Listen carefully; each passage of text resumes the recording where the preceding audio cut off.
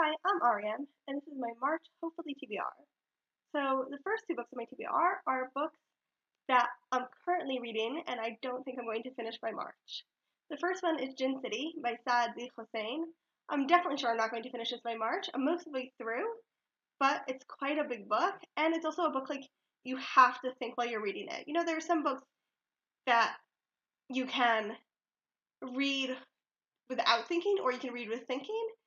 But this book, you can't. You have to think while you're reading it, and I really like it so far.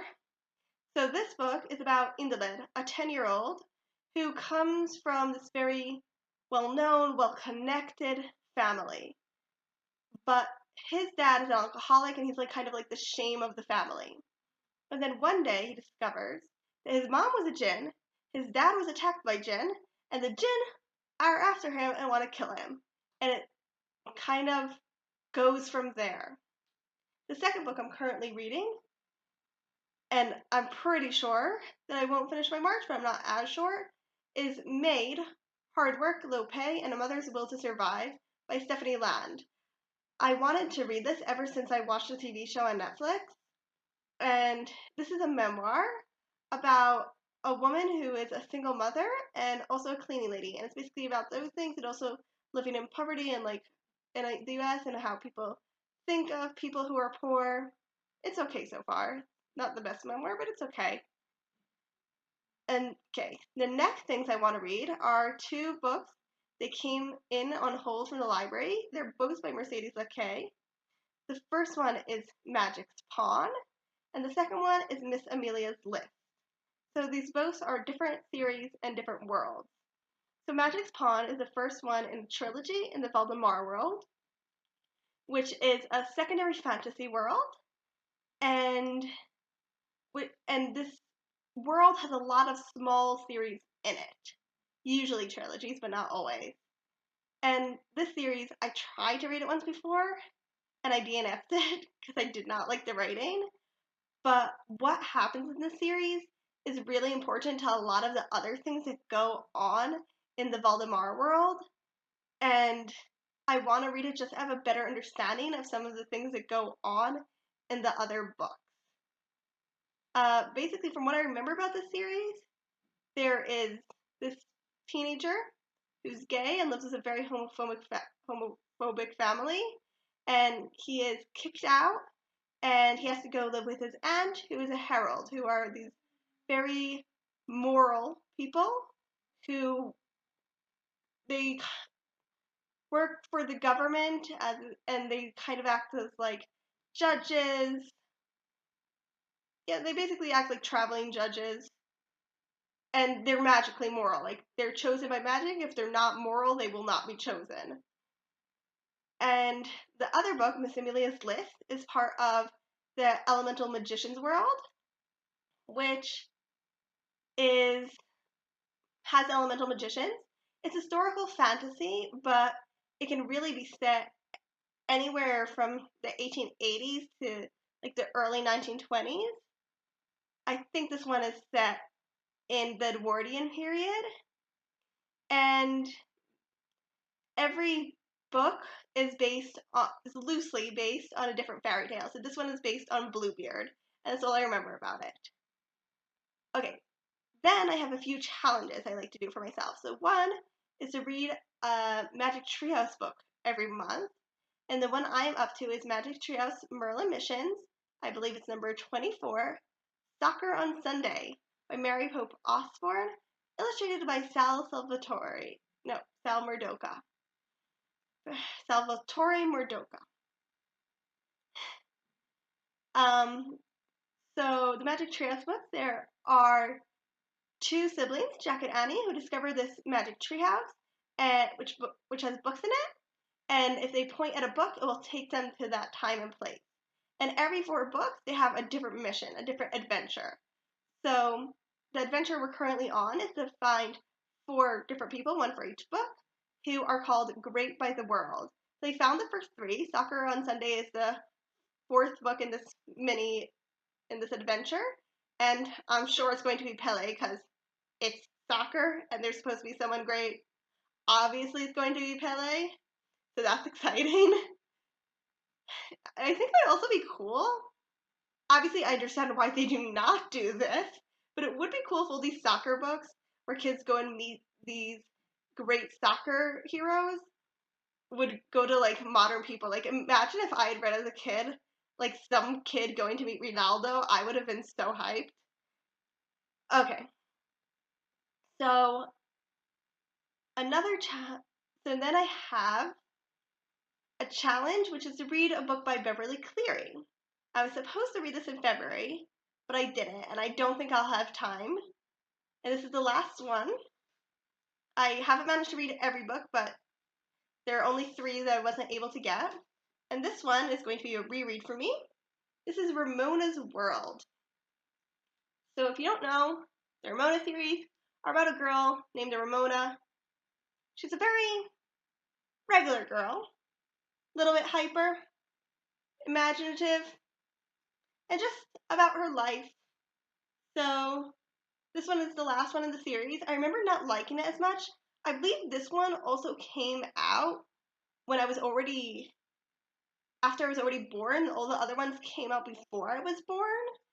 Like, Beverly Cleary first started writing when my mom was a kid, but she stopped after I was already born. Let's see when this came out.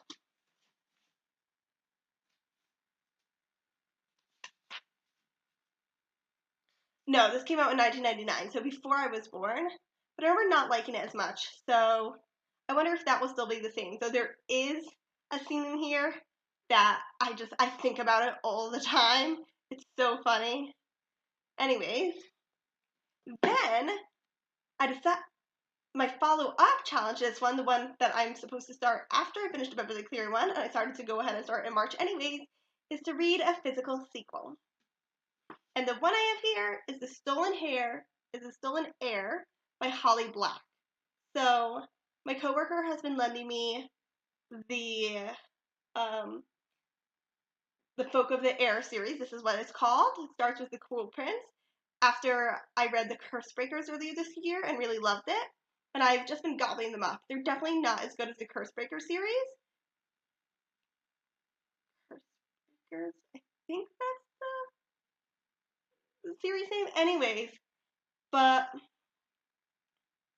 they are super fun, and I really enjoy them. So I cannot tell you anything about this book because anything I tell you, it would be a spoiler.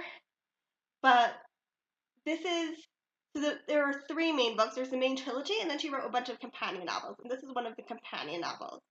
And the main books follow this young woman named Jude who was kidnapped as a young girl to the Fey world, and both she and her sisters and they all have very different ways of reacting to this about growing up in the Fey world and their kidnapper basically being their father.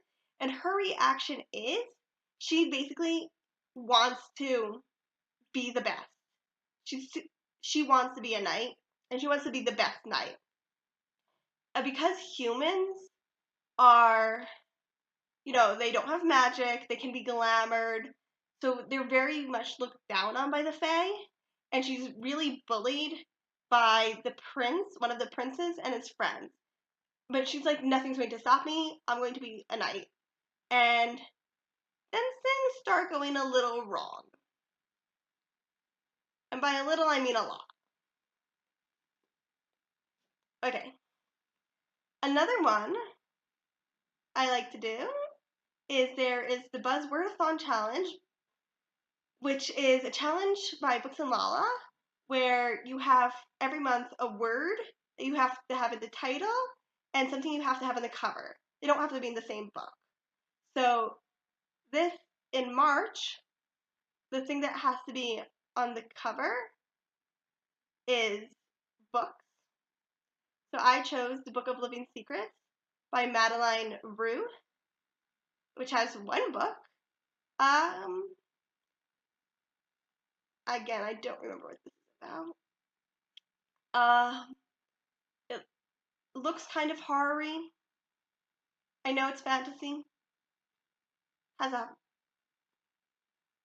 I'm willing to give it a try. And the word for the month is thing. So the book I want to read for that is That Inevitable Victorian Thing by E.K. Johnston. And I don't remember what it's about, but I'm pretty sure the person who recommended it to me is the same person who recommended the Tiffany Chronicles by Foz Meadows, which I did not like. So hope it's better than that. And then I have a year. My last challenge is a year in Eldia, which is part of the Aurelium readathon by Book Roast. So you don't have to do it, but just a fun little a thing for that goes on while, because the Aurelium readathon really only happens in September and April. And I have 2 characters, so I have to read 2 books, and they're each reading for a different prompt. So one of the prompts is to have food in the cover, and for that I want to read Big and Little Questions by Julie Bowe, which from what I can see from the cover is about this girl who I'd say is around 11, who things in her life are changing, and she's having a hard time with that. Very classic middle grade novel, and definitely what I like. And the other one is a book under 250 pages. I'm just going to read my Magic Treehouse book for that.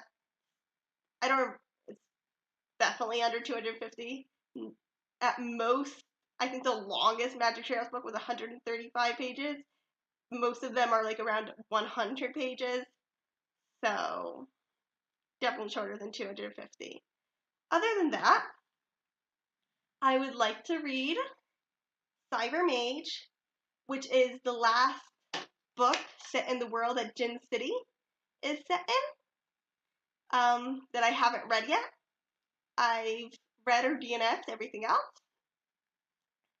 And I would also like to read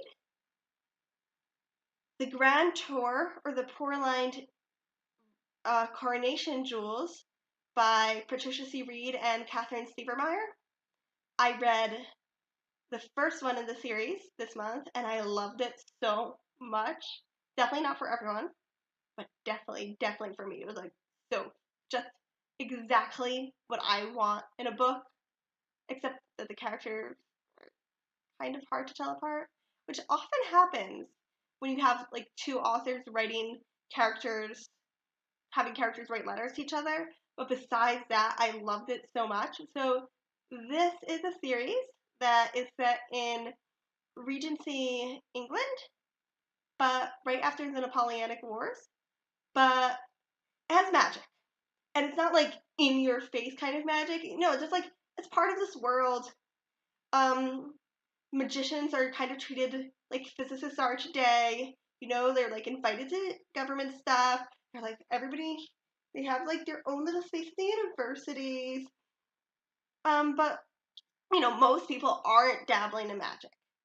And so we have 2 cousins, Kate and Cecilia, or Ceci, who are writing letters to each other. So the first one totally wrapped up, and the second one, I know Kate is supposed to go on the grand tour of Europe with her husband. I don't know where Cecilia is going to be, if she's going to be staying in England or if she's going on the grand tour, but she's going on a different part, but I'm excited to find out. So that is hopefully what I'm going to read in March. Thank you.